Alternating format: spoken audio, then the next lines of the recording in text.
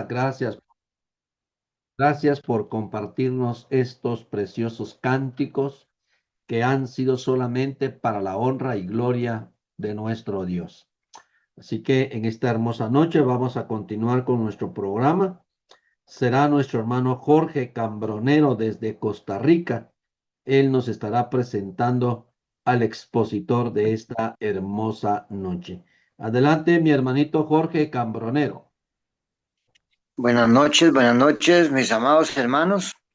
Bueno, para mí es un gusto presentar a nuestro hermano Rafael Sauceda. Este hermano es un hombre guerrero, es un hombre que se mantiene firme predicando la palabra de Dios, evangelista, un evangelista completo. Es un gusto para mí presentarlo.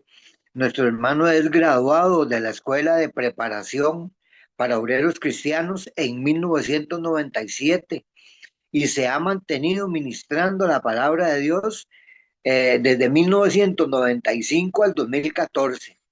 Y saben, en todo el sur del estado de Nuevo México como predicador y evangelista.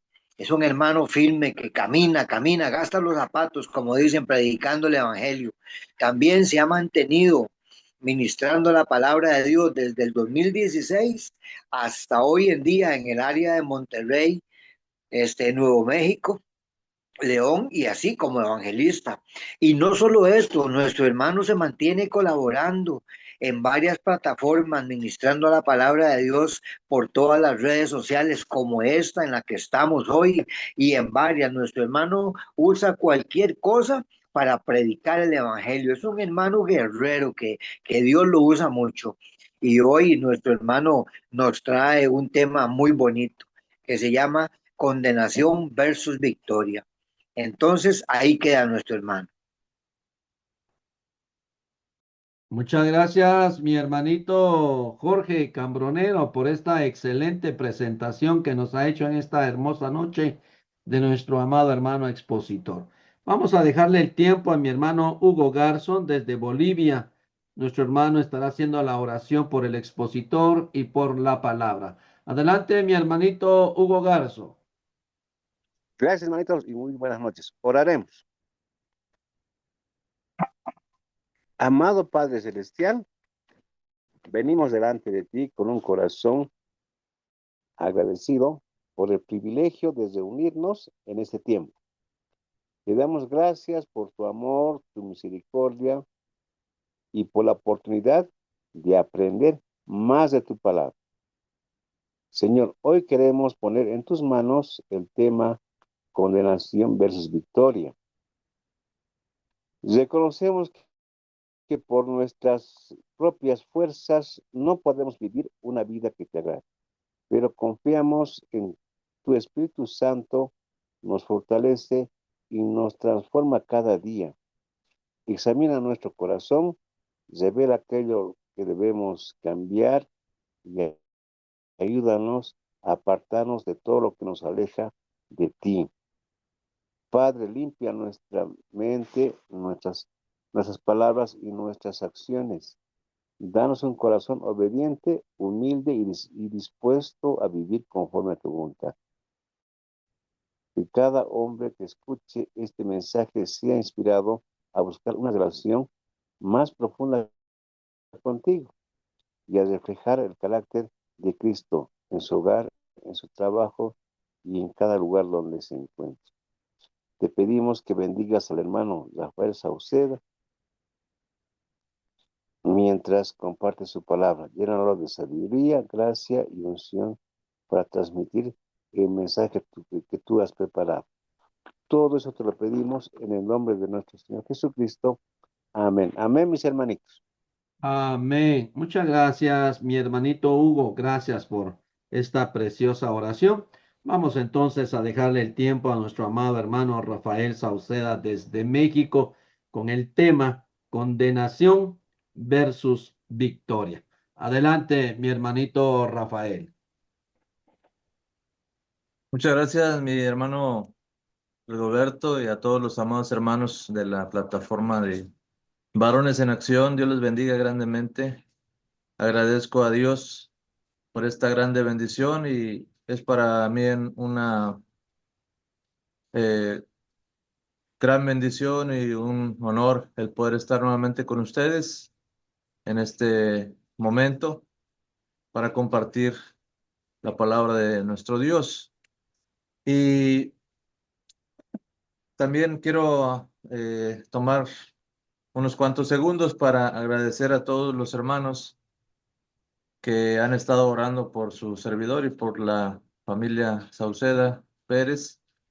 El pasado 29 de julio, pues fue llamado a la presencia del Señor mi padre, mi papá, por quien habíamos estado orando. Fue algo muy rápido, eh, pues para muchos de nosotros inesperado, pero los planes de Dios son perfectos y sus tiempos también lo son. Y mi padre, pues fue él fiel y firme en el Evangelio durante toda su vida. Gracias a Dios por él y por mi madre, fuimos nosotros los que, gracias a ellos, llegamos al conocimiento de la verdad. Ellos nos mostraron el camino de Cristo y fueron fieles hasta la muerte. Entonces, gracias a Dios porque ellos ya han vencido, como dice la palabra del Señor, en Cristo Jesús. Y pues bueno, esto ha generado también bastante actividad y mucho trabajo en el ámbito aquí de la familia y de la casa.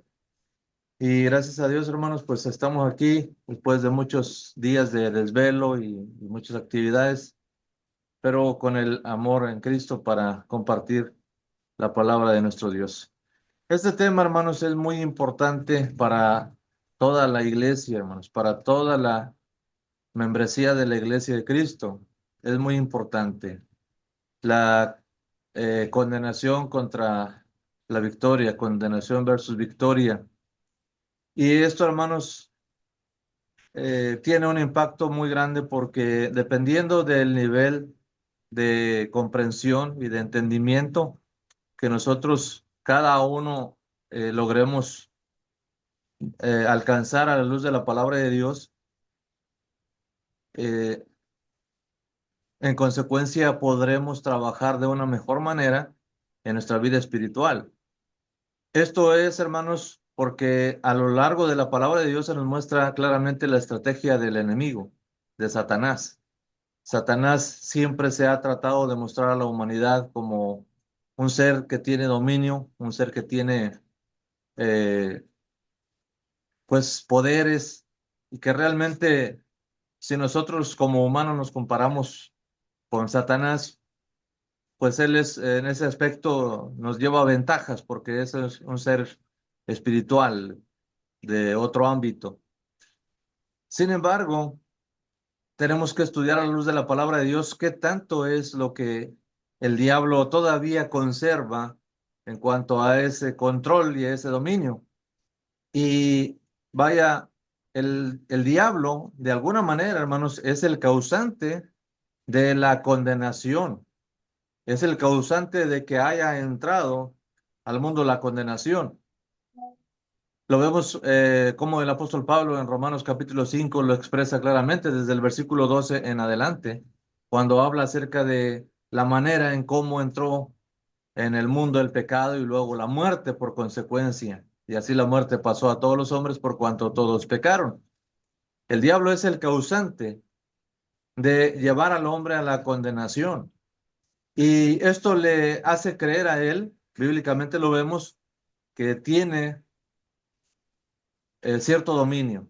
Y en un aspecto legal, judicial, penal, hermanos, desde un marco legal, podemos ver que realmente el diablo sí logró tener el control o el dominio en una gran parte de la humanidad, un dominio que el mismo ser humano le otorgó a Satanás. Y esto lo vemos respaldado en la palabra de Dios. Quiero que cada uno de nosotros, hermanos, tomemos en cuenta esto. Este es un estudio, es una meditación con el propósito de análisis, analizarlo, estudiarlo detenidamente, profundizarlo. No estamos elaborando o imponiendo una especie de doctrina, es un estudio abierto a al análisis, a profundizar, a expandirlo cada vez más. Y tenemos que ser muy cuidadosos siempre en el sentido de que la Biblia es muy clara en los textos. Hay verdades, hay enseñanzas muy claras, explícitas en los versículos. Y hay lo que se llama en la Biblia conclusiones o enseñanzas teológicas. ¿Y qué es una enseñanza teológica? Es una conclusión que se obtiene del análisis y estudio de varios textos de la Biblia que tienen una armonía, que no contradicen a los principios de Dios, que no contradicen el contexto, que no contradicen la narrativa de la Biblia, sino que tienen una armonía perfecta. No es eh, un pensamiento humano o una doctrina o un dogma humano como han hecho los movimientos religiosos del mundo, que han malinterpretado la Biblia y han acudido a la Biblia con una idea preconcebida, buscando encontrar textos, versículos de la Biblia que apoyen sus ideas y sus pensamientos y sus enseñanzas falsas. Y es ahí donde tuercen la palabra, distorsionan la verdad y arrastran al error a muchas personas. Nosotros en la Iglesia de Cristo aprendemos los fundamentos básicos y bíblicos importantes para no apartarnos de la verdad divina. Entonces, a la luz de la palabra de Dios y tomando como base las reglas mismas de la palabra de Dios que nos enseña de que no debemos ir más allá de lo que está escrito, no pensar más allá de ello, ni añadir a la palabra, ni tampoco quitarle, hablar donde la Biblia habla y callar donde la Biblia calla. Si alguno habla, hable conforme a las palabras de Dios, tomando en cuenta la autoridad divina. Buscamos en la Biblia las evidencias que respaldan esta enseñanza, cómo sucedió y cómo se desenvolvió a lo largo de la historia la condenación del hombre, obrando en contra de la victoria anunciada desde el principio, una victoria del bien en contra del mal. Por eso el tema, condenación contra victoria, condenación versus victoria. Está basado en Colosenses capítulo 1 y versículo 13 y 14, dice la palabra de Dios de la siguiente manera. Dice Colosenses 1, 13 y 14. El cual nos ha librado de la potestad de las tinieblas y trasladado al reino de su amado Hijo, en quien tenemos redención por su sangre, el perdón de pecados. Recordemos, hermanos, que el apóstol Pablo, en cuanto a su capacidad y preparación, era considerado literalmente un abogado en su tiempo, en su época. ¿Por qué? Porque él tenía un nivel de preparación superior a muchos judíos, lo demuestra y lo enseña en la carta a los Gálatas. Él superaba a muchos contemporáneos en su nación. Era un hombre que dominaba el conocimiento de la ley. Entonces, Pablo enseña muchas de estas cosas a las iglesias desde un punto de vista precisamente jurídico, legal y penal. Y desde un inicio, hermanos del mundo, se ve precisamente esta lucha, esta batalla, esta contienda entre el bien y el mal desde el punto de vista penal. Es decir, lo vemos claramente desde el momento en que la Biblia establece clara y contundentemente que Dios es el juez. Dios está sentado en su trono. De hecho, por ejemplo, cuando la Biblia habla en Génesis capítulo 1 y capítulo 2, relatando cómo fue creado el universo, el mundo, y cómo en 6 días Dios creó el universo, y luego habla del séptimo día, que bendijo Dios y lo santificó y reposó de él. Cuando la Biblia nos habla de reposo, precisamente no dice que Dios estaba cansado, lo entendemos perfectamente, sino da a entender, la misma escritura nos da a entender que Él cesó esa continuidad de su obra creadora día a día. En el séptimo día Él cesó de crear y podemos entenderlo como por ejemplo un rey que está gobernando y cuando se sienta en su trono, ese rey no significa que dejó de gobernar. Se sentó en su trono, pero sigue gobernando desde su trono.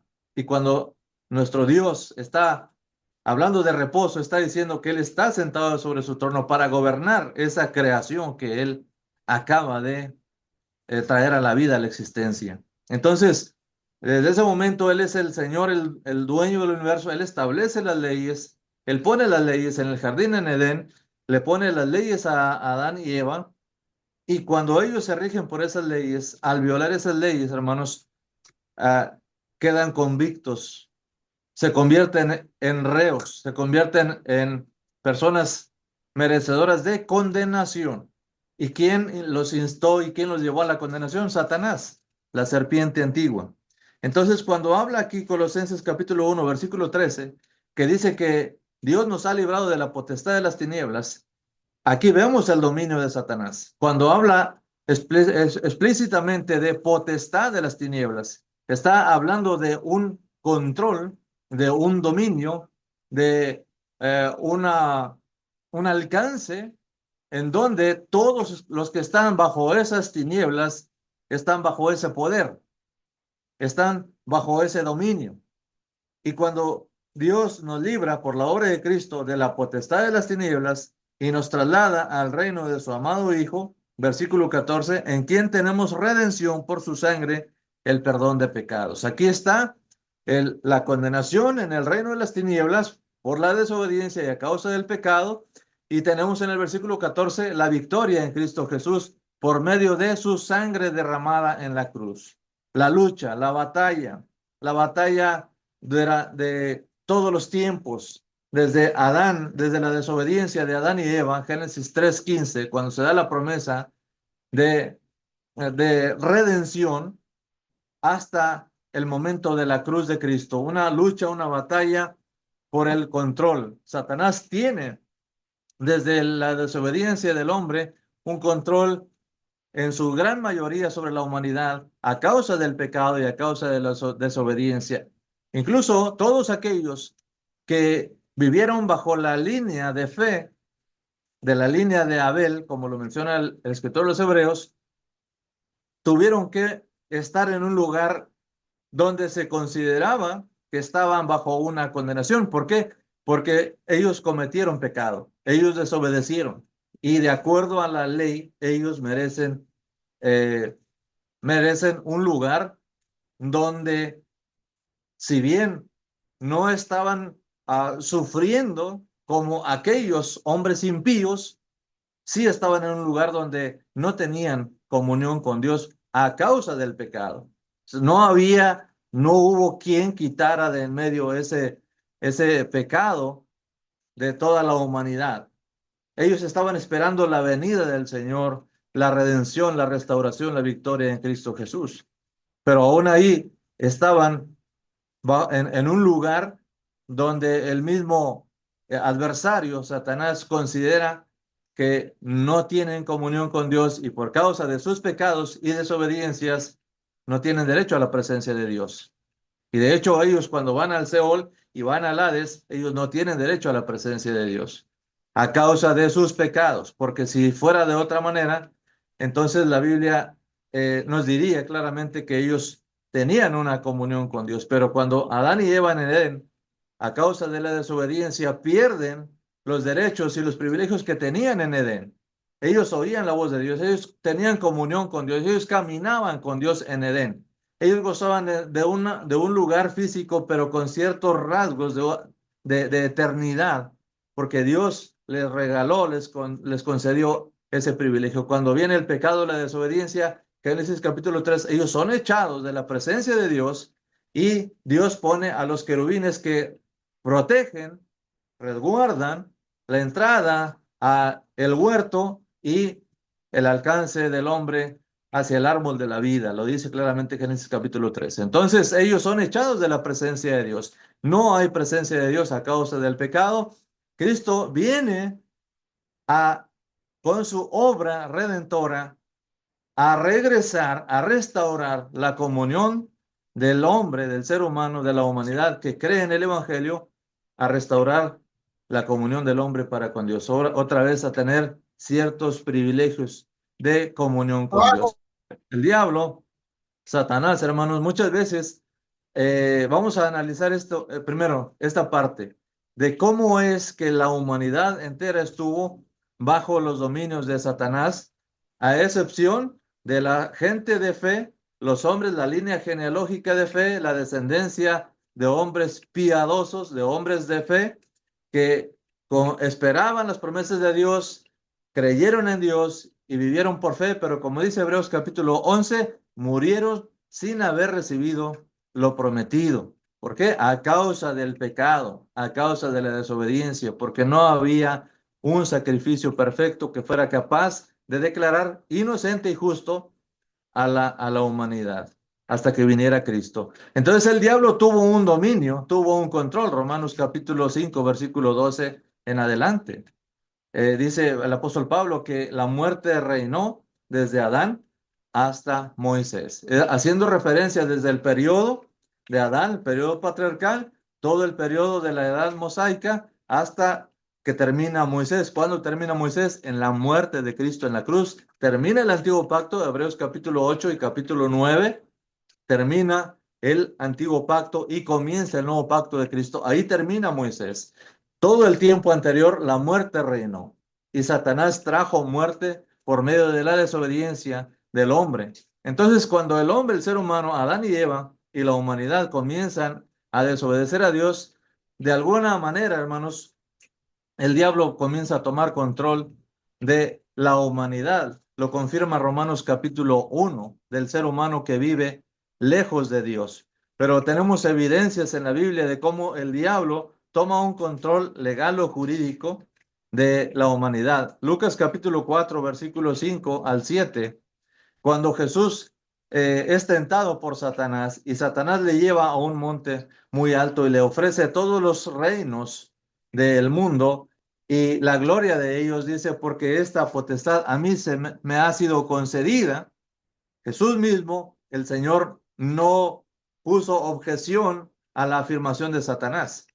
No lo declaró como mentiroso o falso, aunque algunos tendemos a decir que Satanás ofreció algo que no le pertenecía. Sin embargo, Jesús simplemente da por hecho que este control y este dominio de Satanás en cierta terminología era real. Es decir, no significa que Satanás fuera dueño del mundo, no significa que él sea el dueño original o real, pero sí tiene un control y un dominio que el mismo ser humano le ha otorgado a Satanás.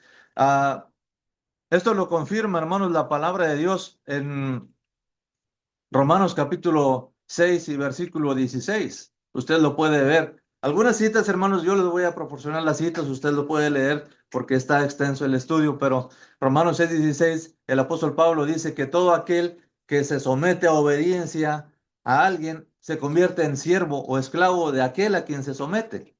Entonces, cuando el hombre, el ser humano, le otorga al diablo la credibilidad desde el jardín en Edén, le entrega a Satanás el control de su vida, el control de su existencia en ese sentido, a menos de que la persona busque a Dios y Dios pueda liberar al hombre de ese control. En la antigüedad, el hombre, el ser humano, los hombres de fe tenían que esperar la venida del Mesías, la promesa de la salvación, como se anunció desde los patriarcas en la ley de Moisés y a través de los profetas. Juan capítulo 12, versículo 31 y capítulo 14, versículo 30, el mismo Señor Jesucristo llama a Satanás el príncipe de este mundo. El príncipe de este mundo son términos legales donde se distinguen a ciertos privilegios o dominios en el mundo espiritual de Satanás. El apóstol Pablo en 2 Corintios capítulo 4, versículo 4, dice que Satanás es el Dios de este siglo. Y el apóstol Juan en 1 de Juan capítulo 5, versículo 19, afirma y dice que el mundo entero está bajo el maligno. Entonces sí tenemos evidencias bíblicas de que el diablo tiene un control. Además de que en el mundo real y actual vemos perfectamente cómo la humanidad y la sociedad viven en un mundo de degeneración, en un mundo de desobediencia, en un mundo de constante perversidad y maldad, semejante a lo que Pablo menciona en Romanos capítulo 1. ¿Y quién es el que promueve todo esto? Satanás. El mismo Señor Jesucristo en Juan capítulo 8, cuando leemos toda la historia de la narrativa de la discusión de Jesús con los líderes religiosos a partir del versículo 31 y 32, cuando Jesús dice, conoceréis la verdad y la verdad os hará libres, entran en un debate con los líderes religiosos hasta el grado en que Jesús les dice, ustedes no son hijos de Abraham, y tampoco son hijos de Dios. Vosotros sois hijos de vuestro padre, el diablo, y los deseos de vuestro padre queréis hacer. Entonces son hijos de Satanás, hijos del diablo, y por ende están dominados por Satanás. Satanás tiene un control legal sobre ellos. ¿Por qué? Porque ellos rechazan a Dios, porque ellos rechazan la palabra o la ley de Dios. Rechazaron la ley de Dios, la ley moral, la ley de la conciencia que Dios puso en el corazón del hombre. Rechazaron la ley de Moisés. Rechazaron, hoy en día el hombre rechaza la ley de la libertad, la ley de Cristo. Entonces, evidencias también, por ejemplo, de cómo en el tiempo de Jesús, cuando Jesús viene a este mundo, Satanás manipuló de una manera la humanidad para tratar de frustrar, para tratar de derrocar o detener el plan de redención. Lo vemos precisamente desde un inicio. En Mateo, cuando Jesús nace, dice Mateo capítulo 2, ¿verdad? Que Herodes ordenó la muerte de todos los niños de Nazaret. Y vemos en la Biblia, hermanos, el papel de Satanás siempre como un acusador, como un manipulador. Recuerdan ahí el caso de incluso en el pueblo de Dios, cómo Satanás empujó de alguna manera al rey David. ¿Para qué? Para que hiciera un censo en el pueblo, algo que iba en contra de la voluntad de Dios. Jesús le dice a Pedro en Mateo capítulo 16, quítate de mí, Satanás, quítate delante de mí. Es decir, estaba permitiendo de una manera que la parte emocional y carnal fuera manipulada por Satanás para evitar e impedir que el plan de redención se consumara en la cruz del Calvario. Por ejemplo, también vemos que las personas, las autoridades del tiempo de Jesús, que estuvieron encargadas del juicio de Jesús, fueron manipuladas por Satanás. Fueron manipuladas por el diablo. Por ejemplo, los líderes del pueblo de Israel comenzaron a buscar formas de matar a Jesús, de dar muerte a Jesús. Satanás entró en Judas para llevar a cabo la traición y la entrega del Señor Jesucristo en Lucas capítulo 22, versículo 3. Y también ahí en Lucas capítulo 2, versículo 1 en adelante, nos dice cómo el resto de las autoridades religiosas del pueblo de Israel se alegraron, se pusieron contentos cuando uno de los mismos discípulos de Jesús se acercó a ellos. ¿Para qué? Para ofrecerles entregar al maestro. Todo esto, hermanos, orquestado y manipulado por el plan del diablo para evitar que la redención de la humanidad se consumara a través de Cristo nuestro Señor. Ahora bien, en la palabra de Dios afirma y demuestra que las personas que participaron en la muerte de Cristo, incluye a todos, eran personas que estaban influenciados por el diablo. La Biblia los llama inicuos, y la palabra inicuos, hermanos, es sinónimo de impíos. Hechos capítulo 2, versículo 23.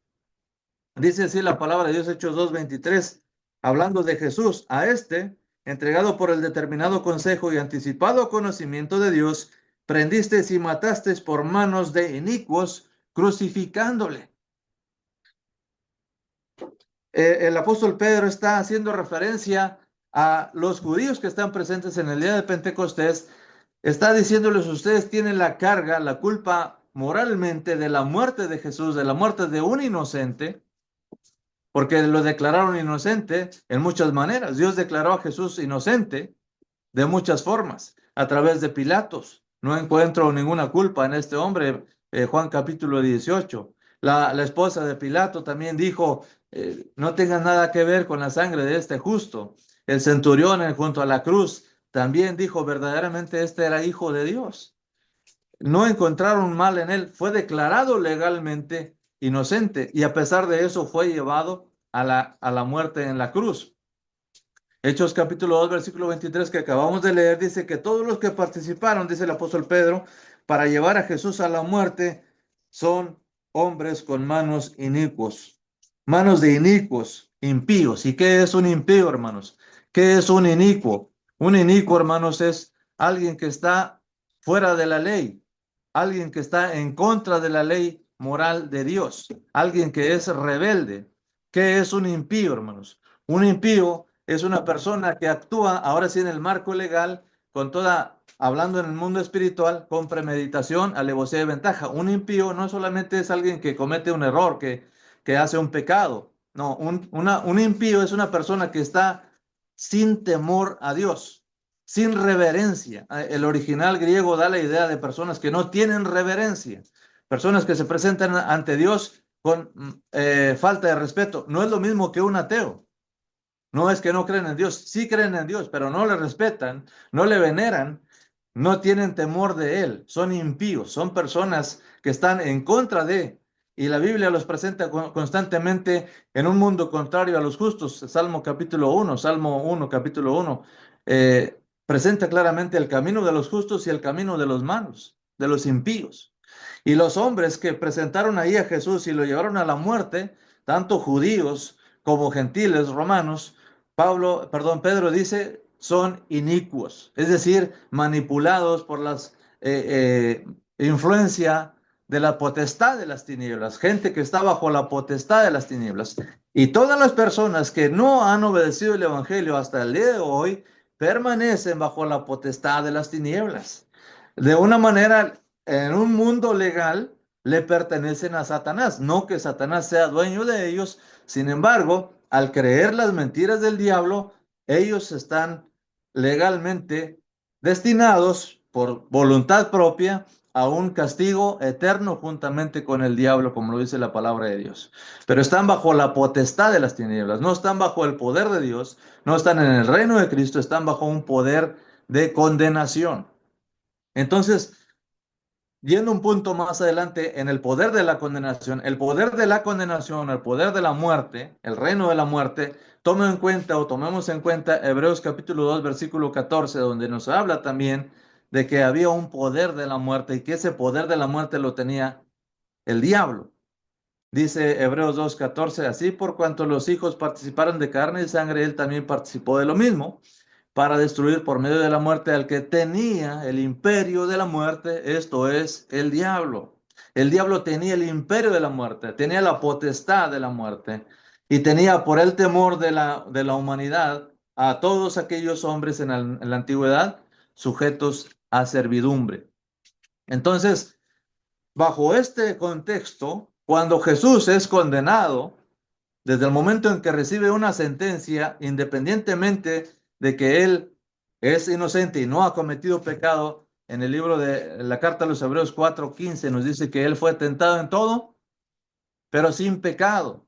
A pesar de esto, él fue sentenciado, y cuando él es sentenciado, Satanás, podemos comprender a la luz de la palabra de Dios que Satanás da por hecho y da por sentado que su victoria, la victoria de la condenación, se está consumando y por eso lleva a Jesús a la muerte.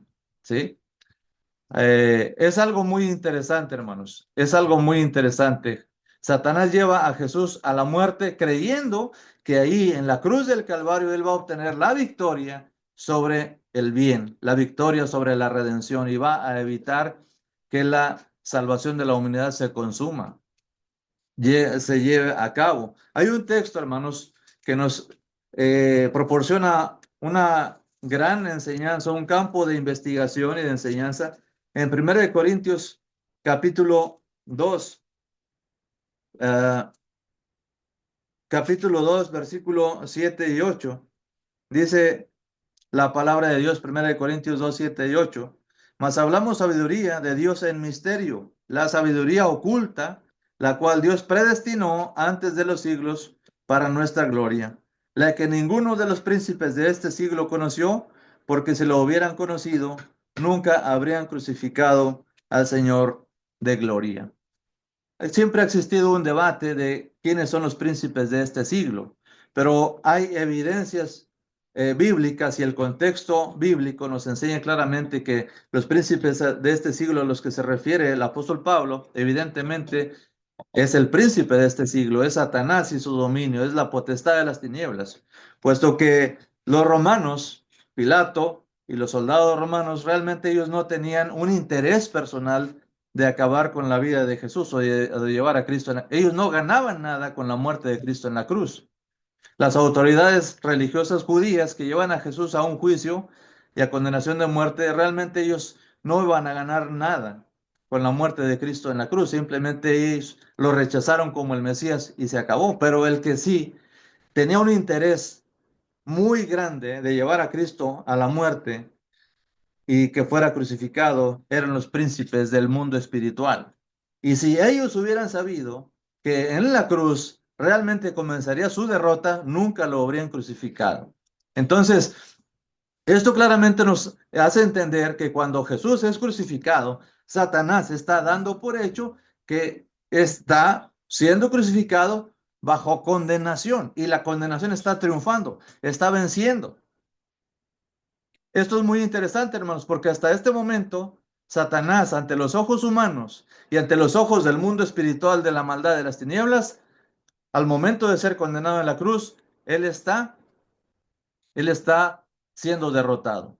Sin embargo, vemos algo muy interesante. Aquí comienza la victoria. Aquí comienza la victoria de Jesús. En la cruz del Calvario realmente comienza la victoria. Gálatas capítulo 3 y versículo 13, el apóstol Pablo dice de la siguiente manera. Ya vamos a ir comenzando la conclusión, pero es muy interesante. Gálatas 3:13 dice así. Cristo nos redimió de la maldición de la ley, hecho por nosotros maldición, porque está escrito, maldito todo aquel que es colgado en un madero. Jesús fue legalmente considerado maldito. Legalmente, en un término legal. Él no cometió pecado. Él estuvo bajo condenación, estuvo bajo maldición, porque Él tomó el lugar nuestro y se colocó en ese lugar de forma voluntaria. Cuando Jesús muere en la cruz, es sentenciado y ante el mundo legal, penal, jurídico, esa sentencia lo condena a ir al Hades, como dice el libro de Hechos, capítulo 2, versículo 22 en adelante, que leímos ahorita. El contexto dice que Jesús fue al Hades, ¿sí? Pero aquí tomamos en cuenta una referencia. La plática de Jesús con Nicodemo en Juan capítulo 3, solamente la voy a mencionar, pero usted la conoce. Cuando Jesús habla de la vida eterna, de que Él trae vida eterna, Juan 3:16, y luego sigue hablando acerca de la consumación de esa vida eterna, habla de la serpiente de bronce. Así como la serpiente fue levantada en el desierto, allá en Números capítulo 21, así es necesario que el Hijo del Hombre sea levantado. Es decir, ¿por qué Dios en el desierto ordenó que se hiciera una imagen? Muchos se preguntan, ¿por qué? Si Dios dijo en en Éxodo 20, que no te harás imágenes. Y ahora ordena que se haga una imagen. Y no levantó un cordero, que el Cordero de Dios que quita el pecado del mundo, Juan 3, 12 y 14. Juan 3, 12 al 14. He aquí el Cordero de Dios. No levantó un cordero que quita el pecado. Levantó una serpiente. Y la serpiente, además de ser una imagen, es una figura que representa a la mentira, a Satanás, a la muerte, al engañador, al que tiene el dominio de las tinieblas. ¿Por qué una víbora, una serpiente es tomada como figura de Cristo? Por esta razón, de Gálatas 3:13, porque Jesús tomó nuestro lugar y tomó el lugar de maldición y condenación. Jesús se hizo maldito, no porque Él haya hecho algo que mereciera su castigo, sino porque tomó nuestro lugar, Isaías 53. Él tomó voluntariamente nuestro lugar. Sin embargo, a pesar de esto, Él tuvo que ser condenado como si fuera el peor delincuente, como si fuera el peor impío, como si fuera el peor hombre de la humanidad y de la historia. Y es enviado a un lugar de condenación, al Hades, donde no había presencia de Dios. En ese lugar, cuando Él está en el Hades, hermanos, podemos entender que Satanás está cantando victoria, porque él cree que la condenación ha triunfado para siempre. ¿Dónde podemos ilustrar esto bíblicamente hablando? Bueno, usted lea y estudie Apocalipsis 11, y ahí se narra un paralelo muy similar y dentro del contexto bíblico de cómo cuando los dos testigos mueren, dice que los enemigos, sus adversarios, se alegran, se envían regalos, empiezan a disfrutar porque aquellos hombres, dos testigos que los atormentaban, estaban ahí, sus cadáveres en la plaza, perdón, por 3 días y medio. Simbólicamente está hablando de un paralelo de cómo cuando Jesús muere y está 3 días en la tumba, Satanás está cantando victoria. Pero vamos a ir concluyendo, vamos a regresar a Hechos en el capítulo 2, y dice en el versículo 23, a este entregado por el determinado consejo y anticipado conocimiento de Dios, prendisteis y matasteis por manos de inicuos, crucificándole, al cual Dios levantó, suelto los dolores de la muerte, por cuanto era imposible que fuese retenido por ella. Porque David dice de él, veía al Señor siempre delante de mí, porque está a mi diestra, no seré conmovido. Por lo cual mi corazón se alegró y se gozó mi lengua. Y aún mi carne descansará en esperanza, porque no dejarás mi alma en el Hades, ni permitirás que tu santo vea corrupción. En el versículo 29 dice, varones hermanos, se os puede decir libremente del patriarca David, que murió y fue sepultado, y su sepulcro está con nosotros hasta el día de hoy. Pero siendo profeta y sabiendo que con juramento Dios le había jurado que de su descendencia en cuanto a la carne levantaría al Cristo para que se sentase en su trono, viéndolo antes habló de la resurrección de Cristo, que su alma no fue dejada en el Hades, ni su carne vio corrupción.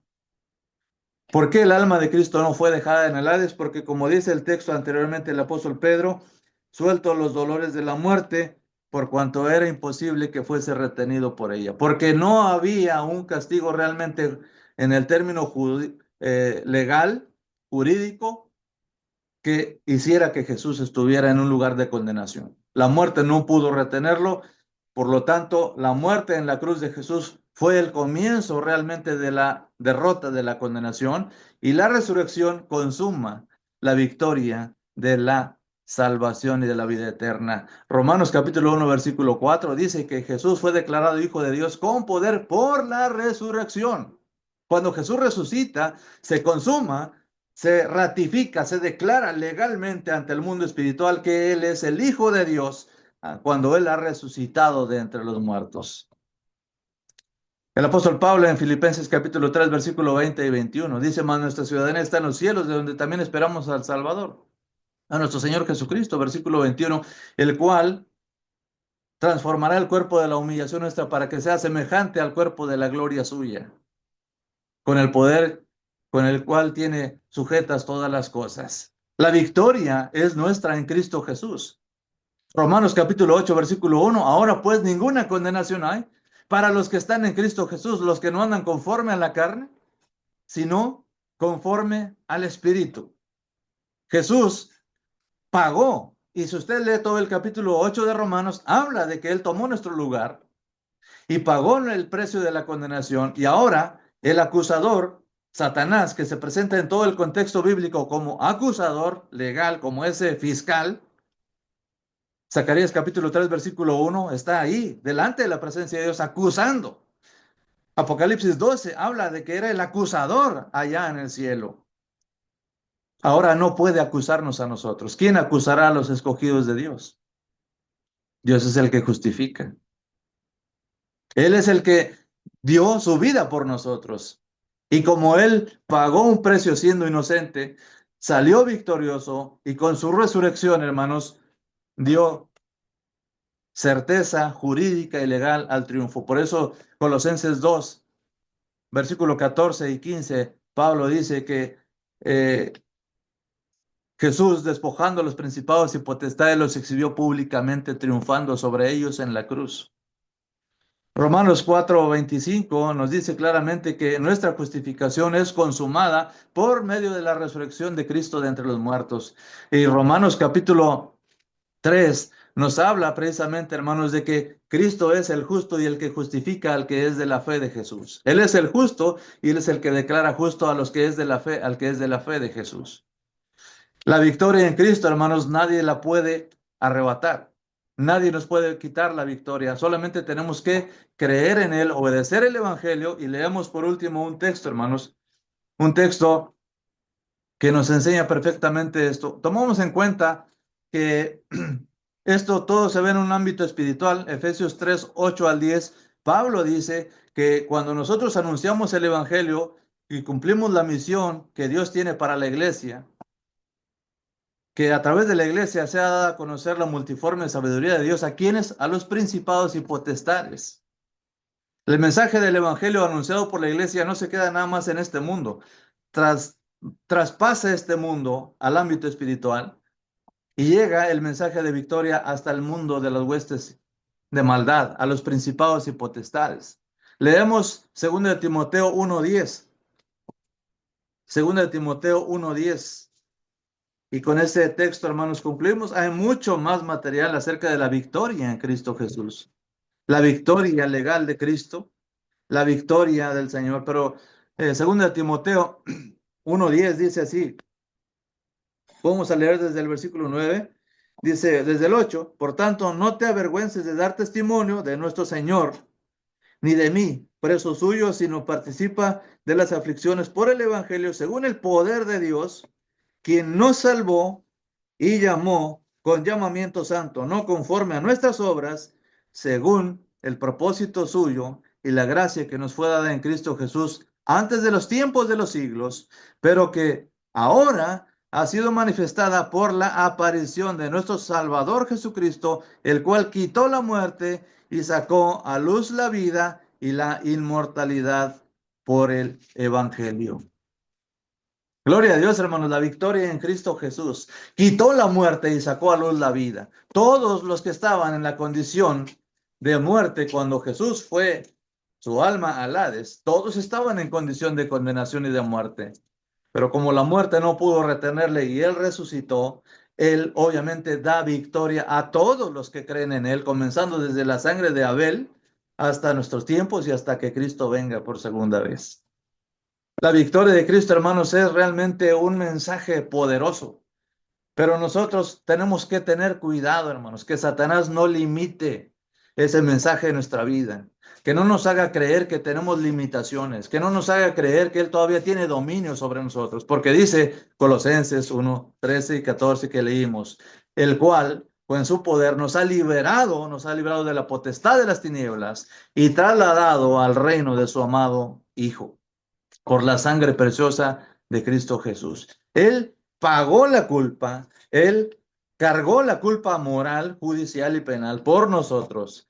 Y como su sangre era inocente y justa, Él ahora puede salvarnos y declararnos justos y sin culpa delante de Dios. La victoria está en Cristo Jesús, la victoria está en el Señor. Y ahí, este tema es un punto de partida a un estudio mucho más extenso que nos llevaría analizar más profundamente. Hay un estudio que yo tengo y que estoy analizando más detenidamente que se llama De Edén a la Nueva Jerusalén.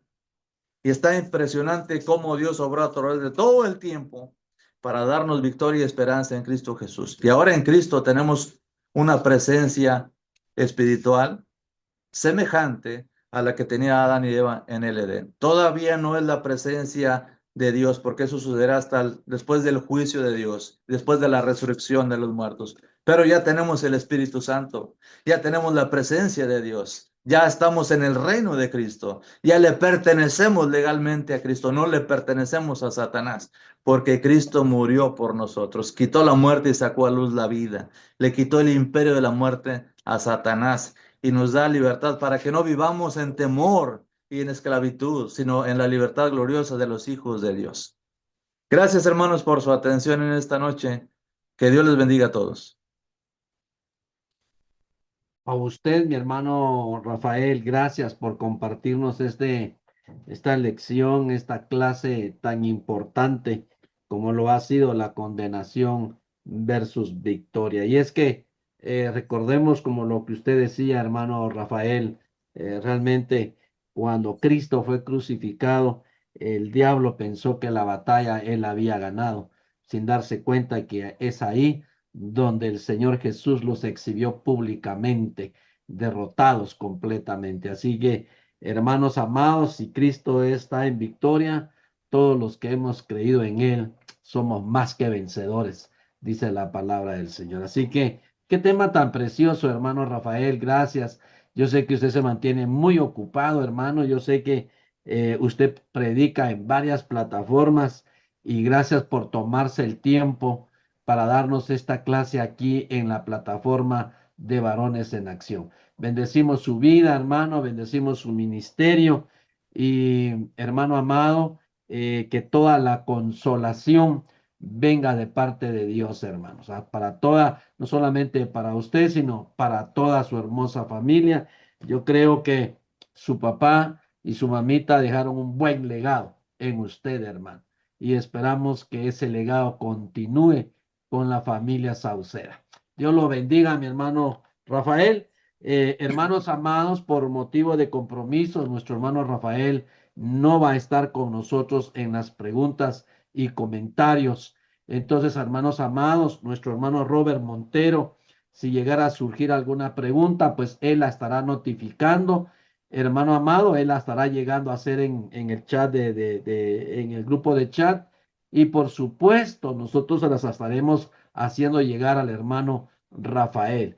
Y pues esto no quiere decir que no puedan haber comentarios, van a haber comentarios, solo que nuestro hermano Rafael, por motivo de compromiso, él no va a poder estar con nosotros. Así que, hermano Rafael, una vez más, en nombre de la plataforma de Varones en Acción, muchas gracias por compartirnos este tema tan importante. Vamos a dejarle el tiempo a mi hermano Arnulfo Cárdenas desde Colombia. Nuestro hermano Arnulfo Cárdenas tiene la oración final. Adelante, mi hermanito Arnulfo. Amén, amén, hermanito Rico. Oremos. Dios Todopoderoso, Padre Celestial y Padre nuestro, te damos gracias por esta noche. Aquí estamos reunidos tus hijos. Gracias, bendito Dios, por ese mensaje poderoso de tu palabra. Ayúdanos, Padre Santo, a acatar, a guardar en nuestro corazón esa palabra preciosa, ese mensaje precioso, Dios bendito, que se encarne en nuestro corazón, que lo llevemos a la práctica, que lo llevemos a dar frutos en los demás, Padre Santo. Tu palabra es maravillosa, Padre bendito. Ese mensaje, Padre Santo, que nos edifica. Padre Santo, santifícanos en tu palabra. ¿Cuánto te necesitamos, Padre Santo, para ser buenos oidores, buenos hacedores de tu palabra, Padre Santo? Gracias, amado Dios, porque noche tras noche nos reunimos aquí, tus hijos, de diferentes latitudes, de diferentes países. Gracias, amado Dios, porque verdaderamente te necesitamos, Padre Santo, en el nombre de Jesús. Qué bueno, Padre Santo, escuchar tu palabra, obedecer tu palabra. Qué agradable y qué maravilloso es ese mensaje, Padre Santo. Amado Dios, también queremos que nos acompañe con tu Santo Espíritu siempre, que nos libre de todo mal, de todo peligro, del maligno. Protégenos, Padre Santo. Protege nuestras familias, nuestros hijos, todos los que hemos acatado esta palabra bendita, que la hemos llegado a la obediencia, Padre Santo. Ayúdanos a estar siempre ahí, firmes, obedientes, Padre Santo, obedeciéndote y llevando este mensaje a aquellos que aún no han escuchado este mensaje de tu palabra. También, Padre Santo, queremos en esta noche pedirte por la salud de los evangelistas que están enfermitos, de los ancianos que están enfermos, de los diáconos, de los que llevan el mensaje. Protégelos, dale la salud, líbralos de las enfermedades físicas y espirituales, Padre Santo. Mira al hermano Humberto Velázquez, que necesita de restaurar su salud, y todos los que estén enfermos, Padre Santo, ayúdanos para que siempre estemos ahí fortalecidos en la salud, Padre Santo. Bendice al hermano Rigo, que se esfuerza, Padre Santo, día tras día para mantener y sostener esta plataforma que tanto bien nos hace, que tanto bien nos ayuda para mantenernos unidos y siempre edificados con tu palabra. Padre Santo, en el nombre de Jesús, Te confesamos estas cosas. Amén. Y amén. Amén. Muchas gracias, mi hermanito Arnulfo. Gracias por esta oración que se ha hecho. Dios lo bendiga, Dios lo guarde siempre. Muy bien, mis hermanos amados, voy a dejarle el tiempo a mi hermanito Robert Montero desde República Dominicana para que él pueda moderar este tiempo de comentarios y, por supuesto, llegar a surgir alguna pregunta.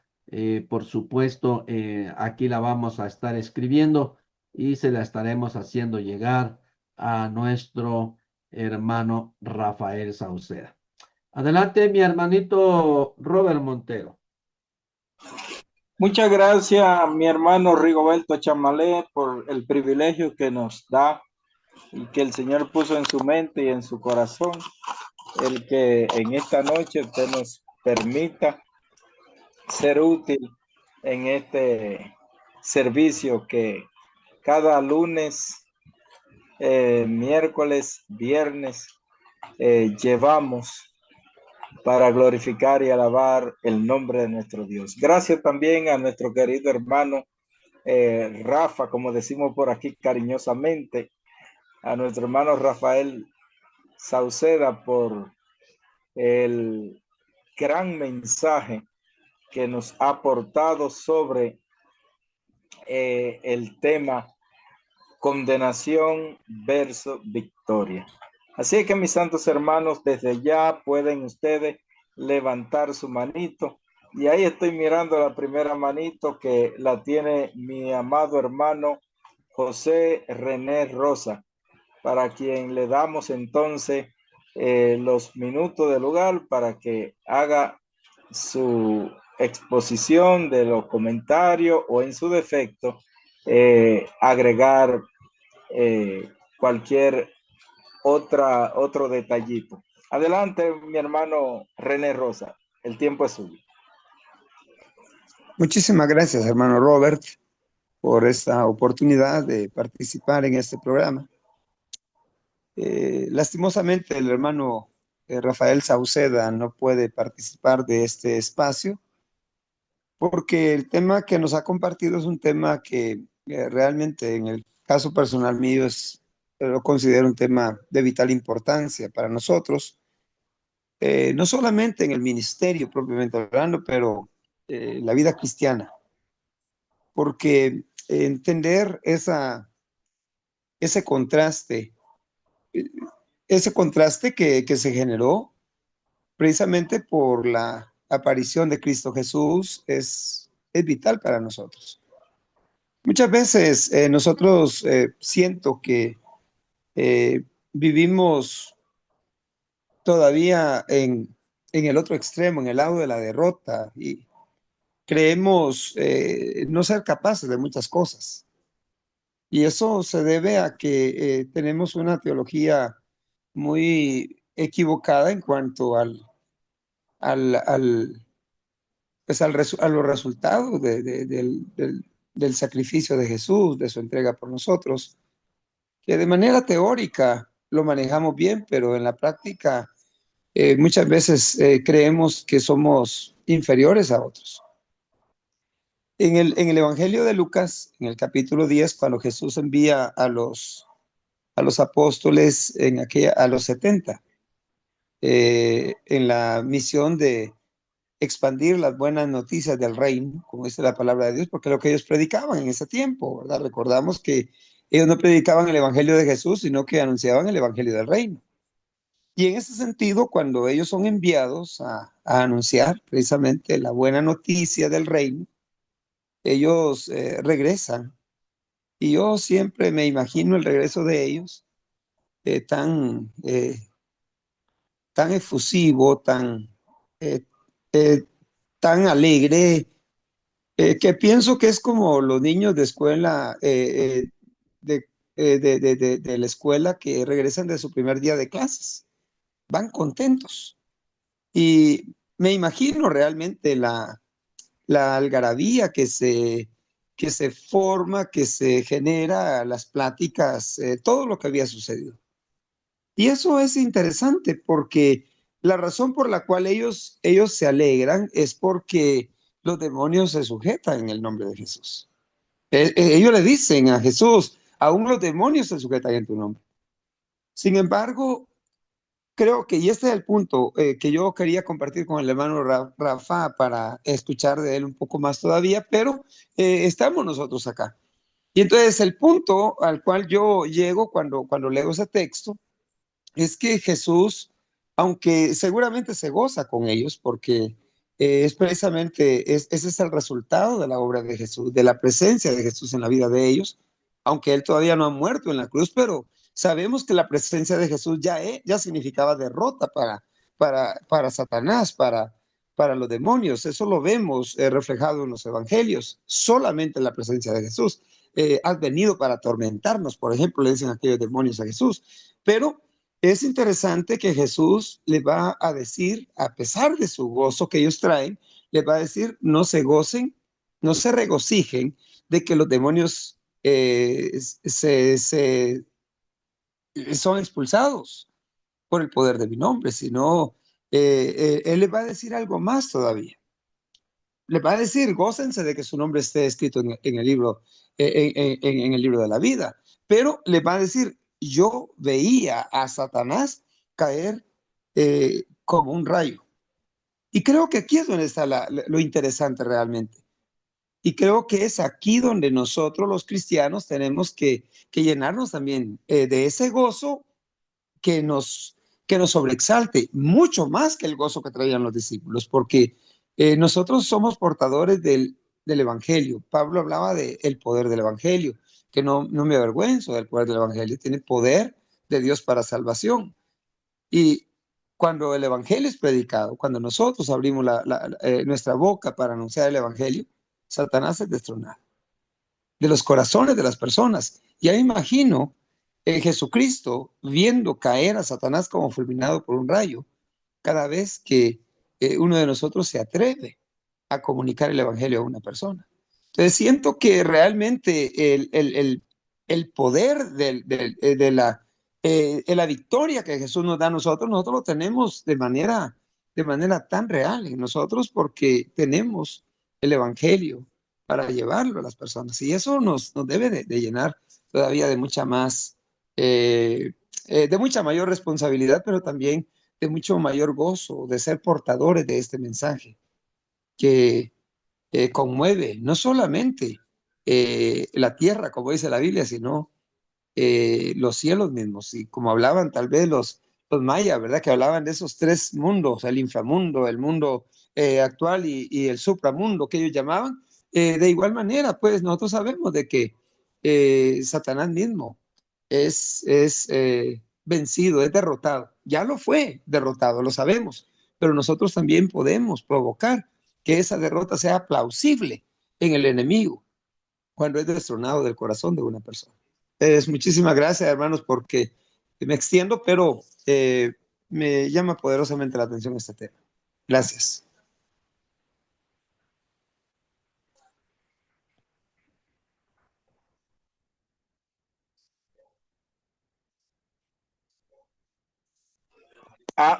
Ahora sí. Muchas gracias, hermano René Rosa. ¿Algún comentario anexo, mi estimado Rafael? Mi hermanito Robert, el hermano Rafael Sauceda se desconectó. Es que tenía un compromiso y ya. Muchas gracias, hermano Rigo. ¿Algún otro hermano que quiera agregar algo sobre el mensaje, mis santos hermanos? Puesto que ya no está nuestro hermano Rafael, pues ya sabemos lo que dijo nuestro hermano René Rosa, y en lo que el hermano estaba ahí, cerré un momento los ojos para pensar en el versículo de Romanos capítulo 8, cuando hace el apóstol Pablo la mención, ahora pues, ninguna condenación hay para los que están en Cristo Jesús. Ya nadie nos puede condenar y por ende la victoria es nuestra en Cristo Jesús. Vamos a ver lo que dice nuestra hermana Liliana. Adelante, mi santa hermana Liliana Cruz. El tiempo es suyo. Sí, hermano, buenas noches, bendiciones a todos. La mera verdad, hermano, de que en la vida en Cristo no podemos andar agarrando ni atajos, ni que mintiéndonos a nosotros mismos, porque si en realidad no tomamos un compromiso verdadero, una responsabilidad con nosotros mismos de la salvación de nuestras almas y andamos ahí de que un pecadito chiquito, que un pecadito regular, que es que soy humano, que es que ya el Señor sabe que soy imperfecto, de que no, hermano, ahí está este estudio, como dicen, está más claro que el agua de que en Cristo, cuando nos dice en Cristo, es que es como que está introducido, como cuando, mira, el jabón está en el balde, por ejemplo, ¿verdad? ¿Qué entendemos nosotros? Que ese objeto está introducido en otro recipiente, ¿verdad? Entonces, nosotros para poder alcanzar la salvación de nuestras almas tenemos que estar en Cristo, aplicarnos la palabra para poder obtener la victoria de la corona en los cielos, hermano.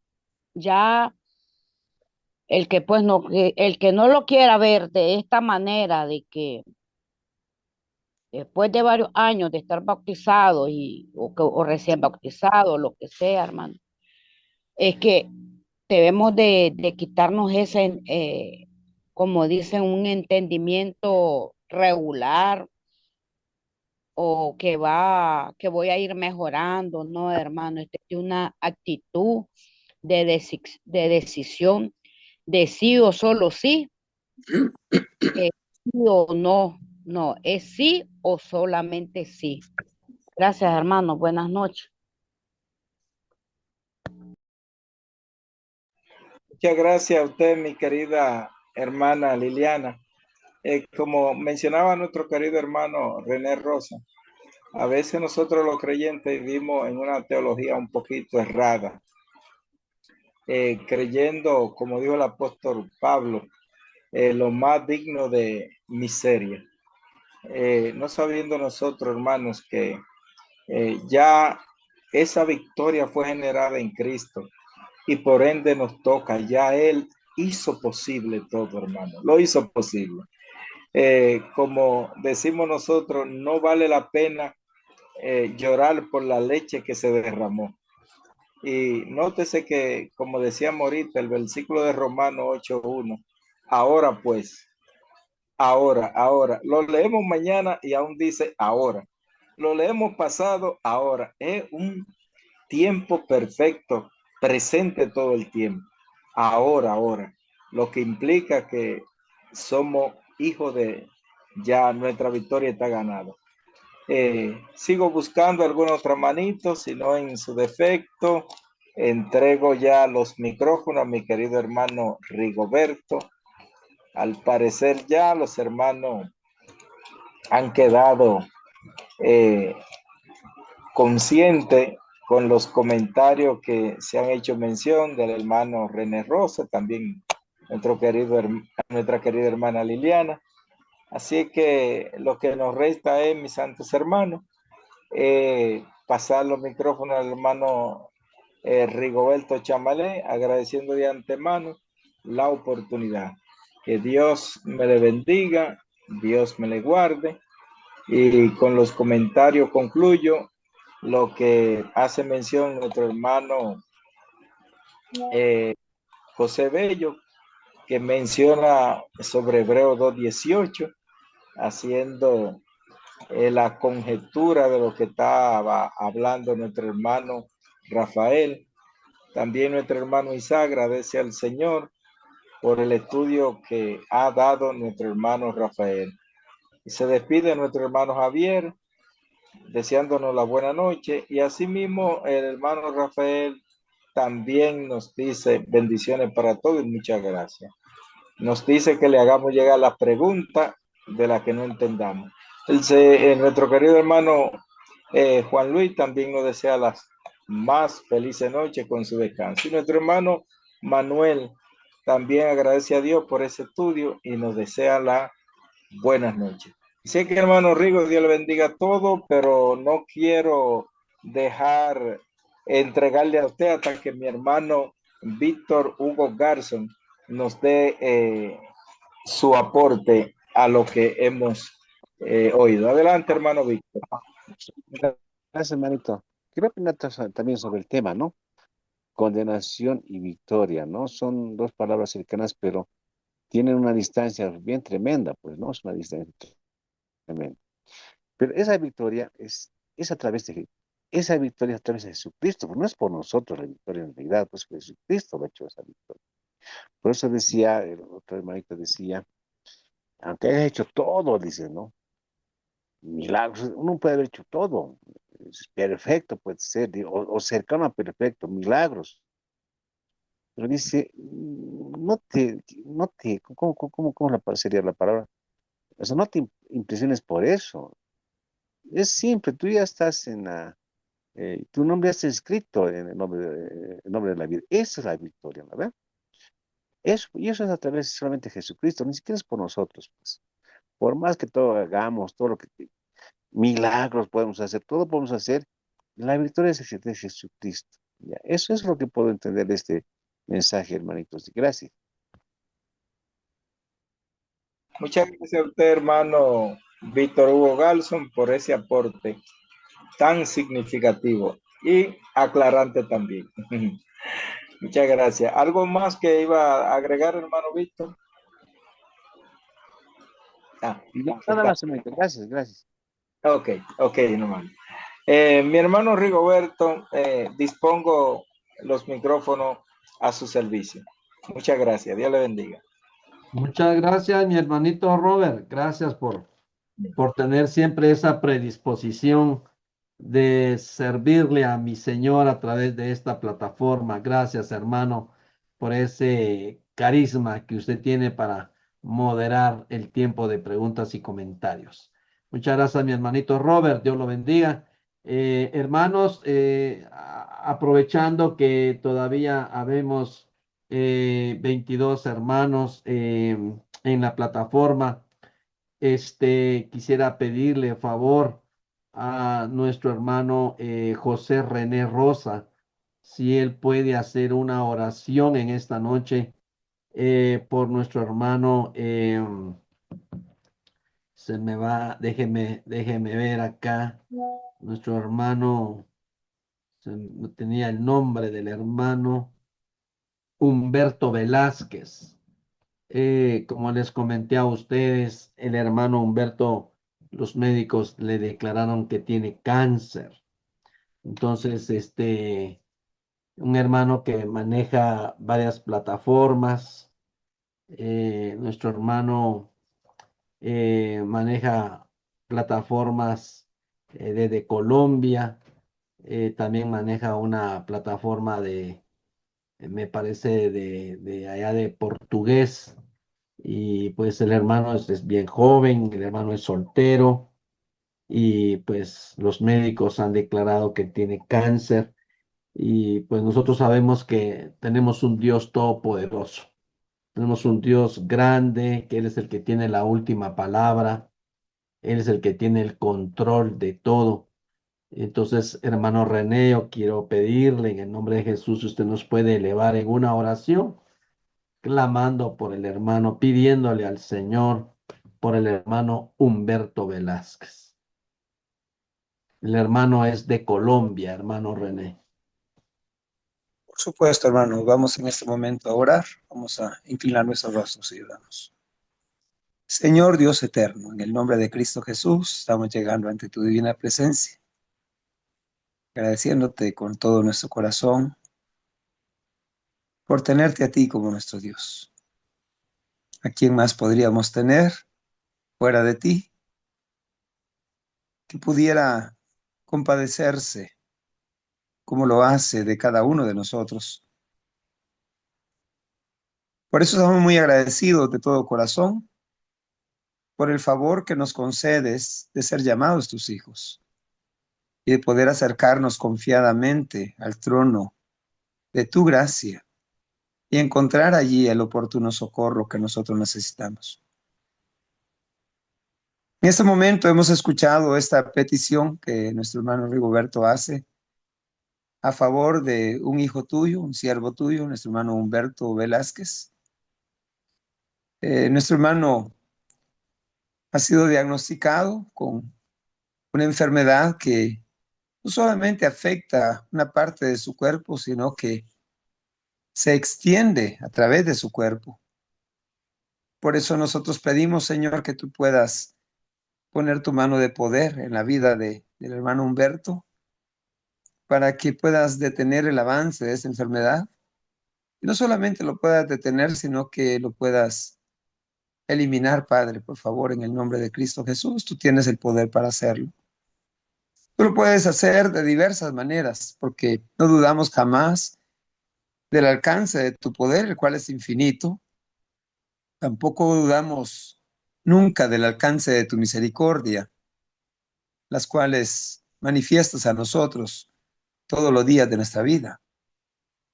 Por eso te pedimos que tú puedas obrar en la vida de él, ya sea que elimines de manera directa, poniendo tu mano de poder en la vida de nuestro hermano Humberto, pero también puedes utilizar instrumentos humanos, puedes utilizar medicamentos, procedimientos humanos para que esto ocurra. Nosotros lo que hacemos es pedirte a ti, poner en tus manos la vida de nuestro hermano Humberto para que con tu ayuda y tu poder él pueda ser sanado. Y que también trabaje, Señor, en su espíritu, para que a través de esta situación, en medio de esta situación, pueda glorificar tu nombre, pueda testificar al mundo. Y que a través de esta enfermedad, muchas otras personas puedan ver tu poder manifestado en la vida de él. Sabemos que hay muchos otros hermanos en la fe, al igual que nuestro hermano Humberto, que están atravesando situaciones semejantes. El cáncer se ha vuelto una epidemia, casi una pandemia, Padre, afectando a centenares, millares y aún millones de personas, e incluso muchísimos hermanos nuestros, parientes de hermanos en diferentes lugares. Y pedimos, Señor, que tú puedas tratar en la vida de tus hijos, pero de manera muy especial en la vida de nuestro hermano Humberto. El tema que hemos oído hoy nos recuerda que el enemigo ha sido derrotado en la cruz del Calvario y que ahora tenemos la victoria en Cristo Jesús. Por eso nos amparamos a ti, Padre, y pedimos que muestres tu favor en la vida de nuestro hermano Humberto y en la vida de cada uno de tus siervos, de tus hijos, tanto en esta plataforma como en cualquier lugar donde estemos. Gracias, Señor, por amarnos tanto, por escuchar nuestras plegarias y por complacerte de que nosotros lleguemos delante de ti. Gracias por tanto amor. En el nombre de Cristo Jesús. Amén. Amén. Muchas gracias, mi hermanito